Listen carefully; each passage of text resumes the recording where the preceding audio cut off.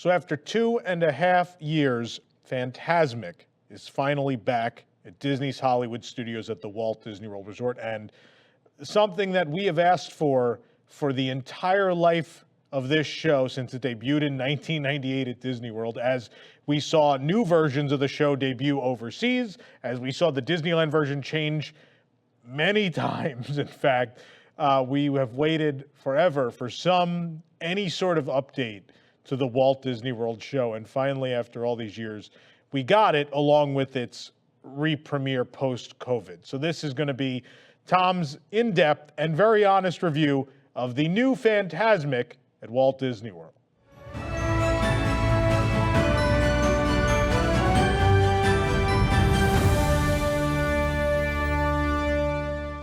Okay, so let's set the stage with a little bit of backstory. Fantasmic first version debuts on the Rivers of America at Disneyland in 1992. I'm not going to get into the story before that. Our good friend Don Dorsey has already told me he wants to do an interview at some point where we talk about the weird show that was envisioned before Fantasmic and how that morphed into that. So another time we'll handle that. But Fantasmic, for the most part as we know it, debuts in 1992 at Disneyland. An immediate hit. And from that moment onward, conversations are had as to how they're going to put it at Disney World. And someone comes up with the bright idea of building an actual amphitheater separate, where you don't have to shut down a portion of the park. We're going to build it far away in the back of the Disney MGM studios, and it eventually will debut in 1998 along Sunset Boulevard. And being the Eisner era, still in the midst of the Disney animation renaissance, it is decided that, now by 1998, there are a bunch of new, very successful Disney animated movies that we should put into the show. So the Disneyland version has Peter Pan and Pinocchio and some other things that never end up making it to the Disney World version. And of course, the Disney World version ends up including some movies a little more recent to 1998, right? So an entire sequence for The Lion King, an entire sequence for Pocahontas, and then peppered in are some moments and such on the projection screens, and some characters, villains specifically, from a number of additional Disney movies. And that is an Eisner era thing. You want the show to be new and relevant. And again, it's like, let's not just copy and paste the show. We'll take the main portions and we're going to do something new. Of course, the Aladdin snake over the Jungle Book Ka snake. And so 1998, the show debuts at the Disney MGM Studios. Massive mega hit, fills the giant amphitheater. And then over time, eventually a weird, kooky, and somewhat controversial version. Some people love it, some people hate it. I'm kind of in the hated camp. The version at Tokyo Disney Sea, which debuted, I think, in 2011, I believe, was the debut of that, which introduces a new reworked theme song with lyrics, still keeping a little bit of the old Fantasmic theme, a lot of new sequences, a lot of new stuff, and a completely different format. Other than Mickey is a sorcerer and fights a dragon, there's very little about that Fantasmic show that connects it to the other Fantasmic shows, but that changes over time, right? So Disneyland eventually, 2017, big update, what they called Fantasmic 2.0. We get in 2009, they rebuilt the dragon, right? So in 2009, there's a lighter update where we get the Summer Night-tastic update, where we get the big audio animatronic Maleficent dragon at Disneyland, and they do some other modifications. But 2017 is the time where they really take down the show, retool, and kind of almost rebuild the show completely at Disneyland using modern technology, modern fountain technology, projection mapping, all of that stuff, and new sequences, whole new, in a lot of ways, a completely new show. And so that happens, and again, that's when everyone at Disney World's right. All right, we lived through the 2009 update, and we still have the arts and crafts looking dragon. That's still a thing here. They still haven't updated our show. And we lived through the 2017 update, which is where Disneyland gets essentially an entirely new show. We're still running that same version. And at Disney World, they did a very light update of the show, which I think there were some technical aspects that were updated. But in the bubble sequence, they didn't change any of the music. So they just added in some bubbles with some more recent movies. So Princess and the Frog, I think, pops in during April showers from Bambi a little bit. And I know Frozen popped in there and Tangled. And it was like, oh, okay, but could we get a scene? Could we get like a new scene maybe? No, it never happens. COVID brings an early end, an early demise to the Fantasmic at Tokyo Disney Sea. It's supposed to end a month later anyway for the new show, which will finally debut around the time we're recording this video. I believe Sea of Dreams. And obviously COVID shuts down Disney World and Disneyland. Both are closed. Disney World reopens a good amount of time later. Disneyland reopens. Disneyland still, of course, beats Disney World to returning Fantasmic. They don't update the show. It just comes back. And so then the announcement is made that not only is Disney World's Fantasmic coming back, it's actually getting a new scene. Finally, we are getting a new scene in the Disney World Fantasmic all these years. What are we talking? 20-something years later, finally happening. And the announcement kind of reeks of all the things we get scared about when they're updating stuff. It's like the words frozen, the word frozen is said, and so everyone immediately is like, oh. But there's some reassuring stuff, right? Aladdin, like, okay, Pocahontas is still going to be in it, which we figured with all the inclusivity stuff going on. There's a lot of work being done on depictions and attractions of Native Americans. I know they've said they're going to change the Peter Pan attractions around the world, even though if you look at the concept art for Fantasy Springs at Disney Sea, there's absolutely, teepees and such up on the Neverland Mountains, but we'll see if that actually gets built. So we figured of any scene that's going to be replaced in this show, Pocahontas is probably it. Not that I love the Pocahontas movie, not so much for the story or the characters, but the music. I think the music's fantastic. And so also for nostalgia reasons, kind of sad, but at the same time, it's like, yeah, if any scene of this show was ever going to be replaced, it's going to be Pocahontas. And so no surprise there. And it's like new hero segment featuring Aladdin and Pocahontas and Frozen and this and this and this and this. Okay, cool. That's great. I mean, in the end, we're all just very excited that Fantasmic is going to come back. It's cool that we're finally getting a new segment. And then on top of that, they announced we're redoing all the lighting. We're redoing the fountains. We're redoing all the systems. And when that's said, again, because so little money has been put back into Fantasmic at Disney World since it debuted. There were some light fountain and lighting upgrades over the years. Nothing too spectacular. It really, at all the time, it really felt like, what can we get away with not doing? What can we get away with not spending on Fantasmic and just kind of run the thing into the ground? They kind of ran the thing into the ground. And that's, I think, a big part of why it took so long to get the show back was we heard stories of, how much the infrastructure had to be rebuilt and that how bad the lagoon had all sorts of problems, the show area and all the boats and everything had all sorts of issues. And so it wasn't surprising that it took them so long to finally get the thing back. But I will say, again, because we've covered Disney World for 15 years, I've been going there for longer than that. You have expectations. And I think there were a lot of expectations that they just, you say all these things, but you really just had to fix everything because everything was kind of busted. And then whatever wasn't busted got busted while you didn't use it for 2 years. Because that's what happens. It's what happened to the parking trams in a lot of ways. It's what's going to happen to things when you let them sit and rot, kind of. And then, so we finally get to we went to the Fantasmic cast member preview on the 2nd, which got cut short. And obviously then went again on the 3rd. And on the 2nd, when the show starts, and very quickly, you immediately realize at the start of this new show, oh wow, no, they actually rebuilt the show, like completely almost rebuilt the show. So everything looks new.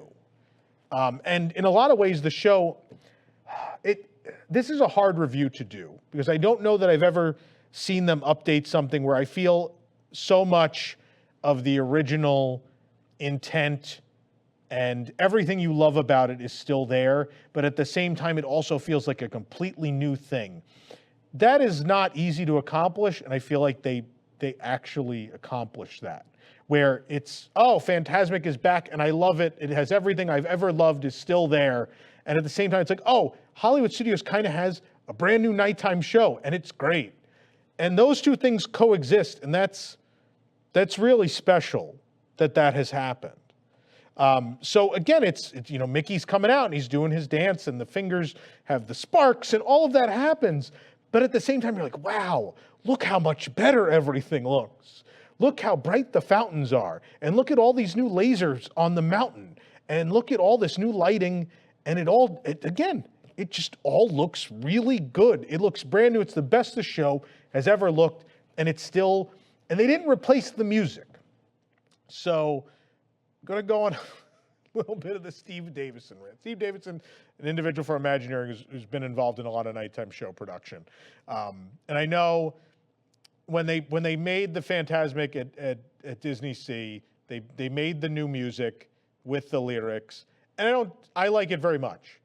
But right, when you've grown up with Fantasmic, there's the expectation of the Fantasmic music, you grew up with it. It's like, kind of like when they modernized the Electrical Parade music, a lot of people were kind of up in arms. But I think the Fantasmic musical updates took it a step further, where it's a step further away from the original theme, as opposed to Electrical Parade, where they modernized it. It's a little more orchestral, a little less electronic, a little more modern electronic, obviously. So I think my fear, I assumed that whenever Disney World updated their Fantasmic, we were going to lose the original music and take on the music that's now at Disneyland that was made for the Disney Sea Fantasmic.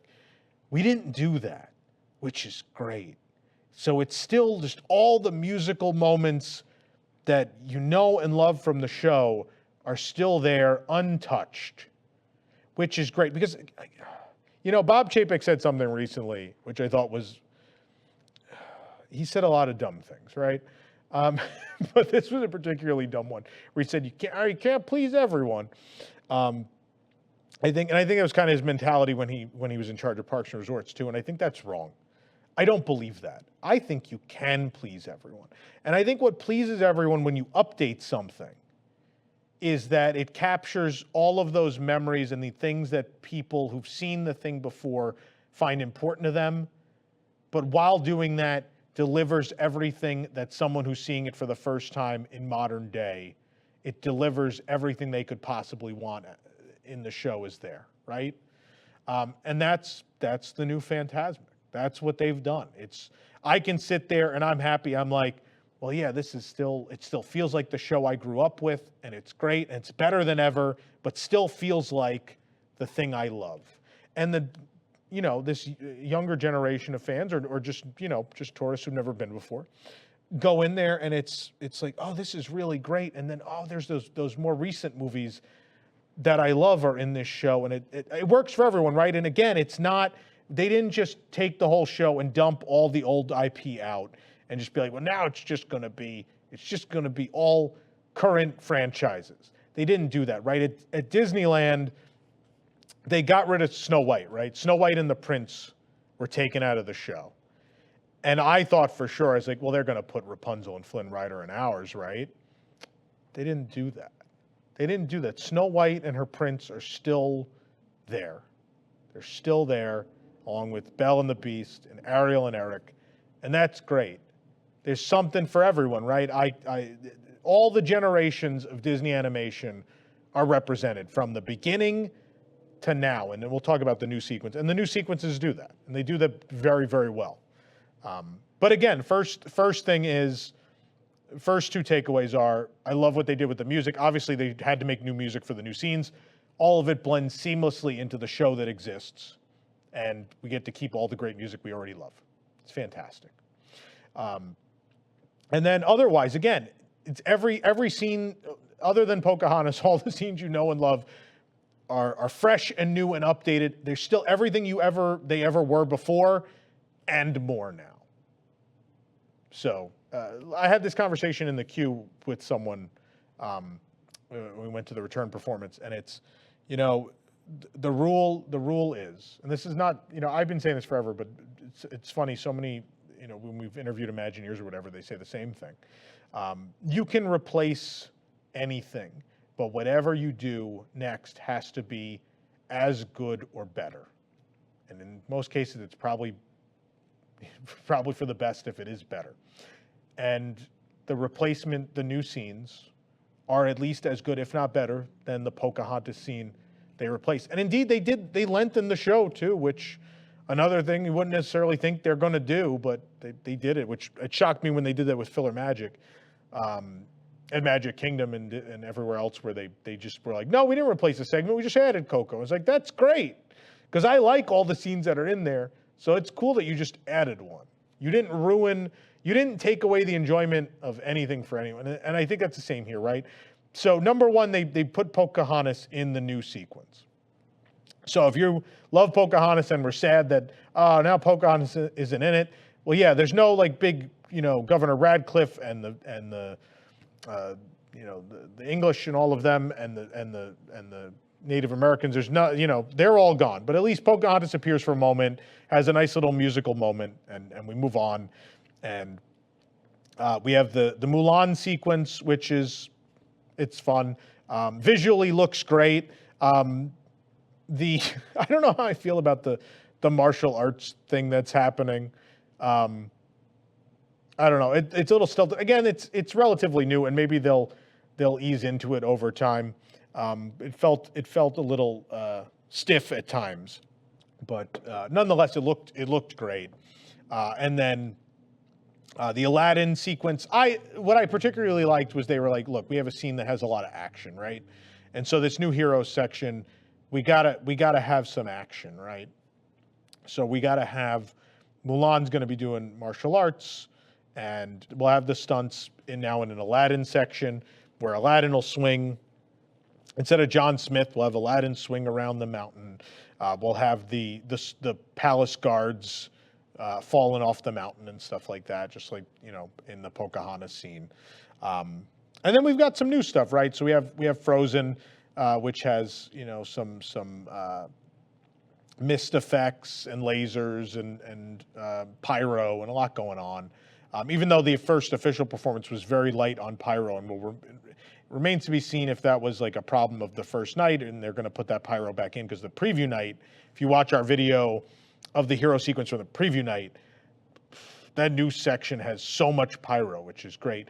Didn't have it on the return performance, but everyone still seemed to love it anyway. But obviously, having seen the preview performance, I was like, there's something missing, and it was still great, but it's definitely a bigger wow when there's more pyro in it. That Frozen sequence is very powerful, I think, when it has that included. And then, Frozen and Moana are shoved down our throats so often. And with Frozen, I always want to be angry, and then I feel like they do a really good job with it, generally. Not the Blizzard Beach thing, but otherwise. Like, I think Frozen Ever After is a really good dark ride. I think they did a nice job with that. Arendelle, the dinner show on the Wish was the best thing about the Wish. So every time they do Frozen stuff, I'm like, I come and I want to be angry. And then they do a great job, and I was like, it's good. They did a good job. And that's how I felt about the Frozen sequence. And that's the same way I feel about Moana these days, where I'm like, more Moana. And then it's like, I guess that's all right. The Moana sequence is very, very cool. They did something very different, right?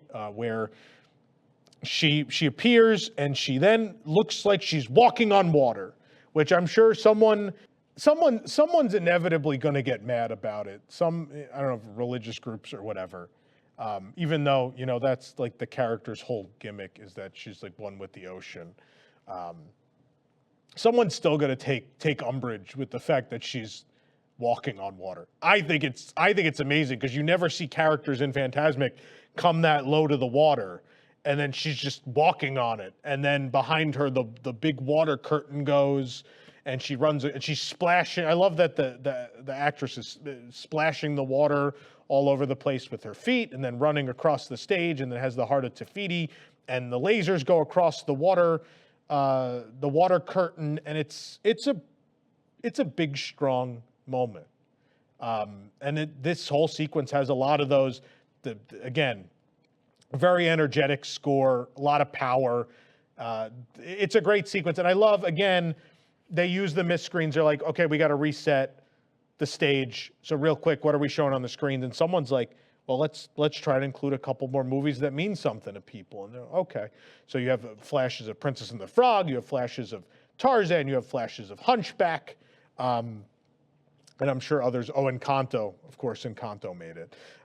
That's the next one I'm going to be angry about, and then everything they'll do with it will be great, and I'll have nothing to be angry about. But yeah, so I mean, there's something for everyone in that sequence, and it feels like it's always been there, which is weird because it includes way newer movies. But I think this is going to be hard to explain, but I think why I feel that way is some of the movies included in that sequence are intrinsically connected to that park. So Pocahontas and Mulan specifically, very connected to that park. Number one, portions of them were animated at the Disney MGM studios. Secondly, Pocahontas had a stage show at that park, separate. The Spirit of Pocahontas was in that park, separate from her and the characters also being in Fantasmic. And Mulan had a parade at the Disney MGM studios, and again, was animated in that park, some portions. So those are intrinsically connected to the fabric of that place. And so that, them being included, the fact that it's not all of those action sequences are not just the latest and greatest things. They're not just Frozen and Moana. We also did Aladdin, Mulan, and Pocahontas. And then we have flashes that not only do we flash to Princess and the Frog and Encanto, we also flash to Hunchback and Tarzan. That's great. It's a good mix. And because everything is mixed and because there's something for everyone, at no point does it feel like, here's Disney shoving all this new stuff down my throat. It doesn't feel like that because, again, it's peppered in with stuff from different generations. So the show has stuff from every generation of the Disney animation catalog. So I think everyone's gonna be happy because there's something for everyone there. And again, it's so weird. Again, Fantasmic being back, even though so much of it has changed, it feels like it's always been there. It feels like it's the version that's always been there because they were so careful to not take away what you loved about it, but still update everything. And they did that masterfully. And because of that, it does feel like it kind of feels like getting a time machine when you go to see this show. It feels like we're going back several years. Like I feel like I could have walked out of that theater and the great movie ride would still be standing there. Because it still feels like the MGM Fantasmic, even though, again, completely updated, reprogrammed, new stuff throughout, new characters. It all works. It all works really well. And again, so that not only the new sequence great, but every other sequence is beautifully updated. Again, lasers all over the mountains and doing all other sorts of things throughout the show. The lighting, so vastly improved. Vastly, vastly improved. And it all makes it feel like a completely new show, but still somehow simultaneously like the thing you've always loved seeing. Which I don't think has ever been my review of any nighttime show I've ever seen, or any updated nighttime show for sure. It's so weird. It's as if, imagine if they just took Wishes. Imagine the fireworks show at Magic Kingdom from the early 2000s. Imagine if they had just taken that and were like, all right, we're going to take Wishes and we're going to switch out. We're going to throw in one very recent movie into the middle of Wishes, and we're also going to add projection mapping. And then it's just going to be updated Wishes. And that's what it feels like. It's like, oh man, it's still this show I love, but they put in this great new sequence, but then all the sequences I love already just feel at the same time like everything they've ever been, but also now more than they've ever been. So I hope that makes sense. This might be the hardest review I've had to do because it's such a weird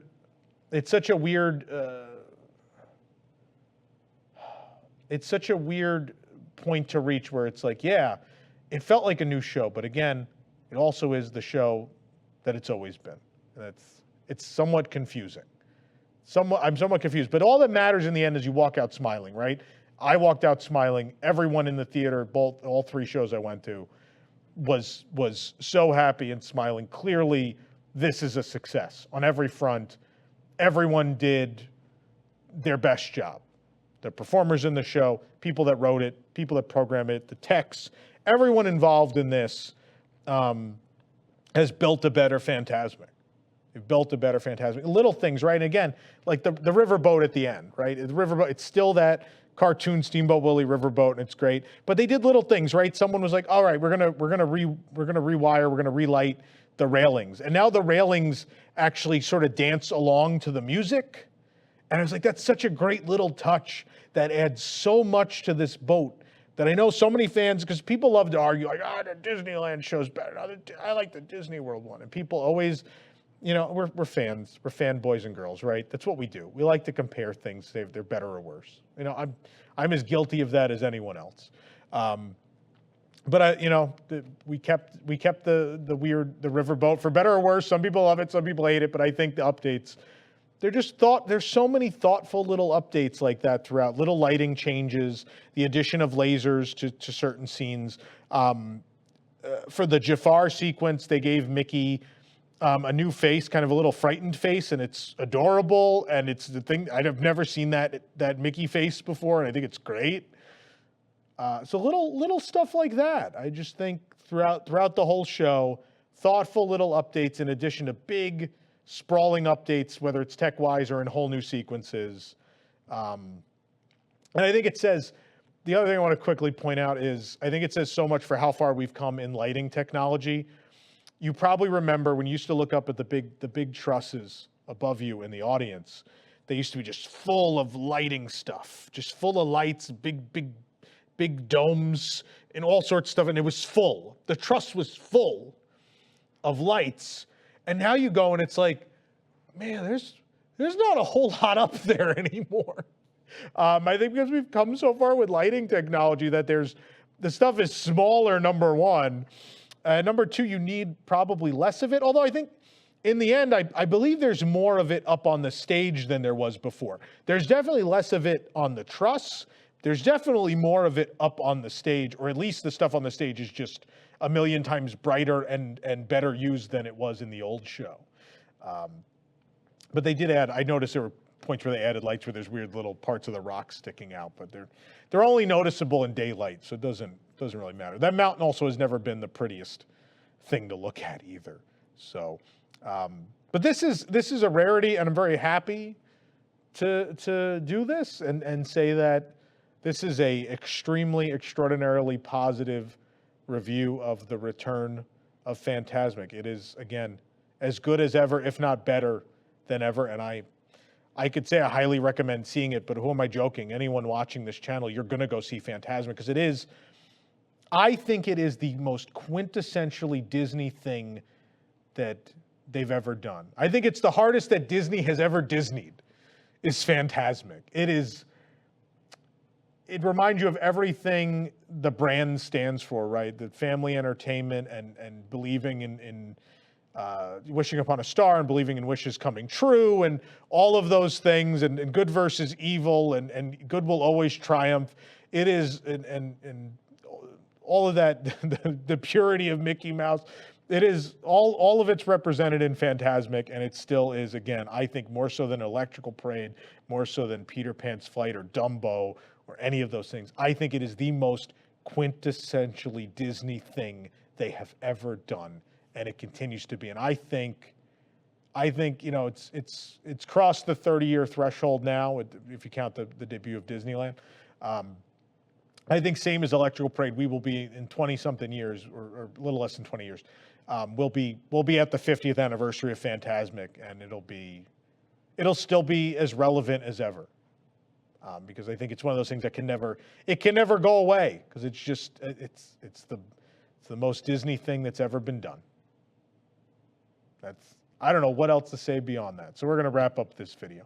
Thank you for watching. If you like these honest reviews, please hit the like button. Please subscribe. Please check out some of the other ones. We did a lengthy review of the Fantasyland expansion, including the amazing Beauty and the Beast ride at Tokyo Disneyland recently. Make sure you check that out. Of course, Guardians of the Galaxy Cosmic Rewind. So many of these we really love to dive in and break down these attractions and other offerings because we feel like too much of YouTube, it's very short form.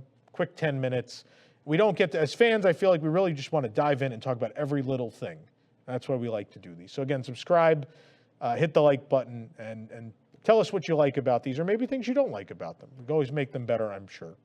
And if you really want to support this program and all of our others, you can join the WDWNT Interglobe Society at patreon.com/WDWNT. Thanks for watching, and have a Fantasmic day, everybody.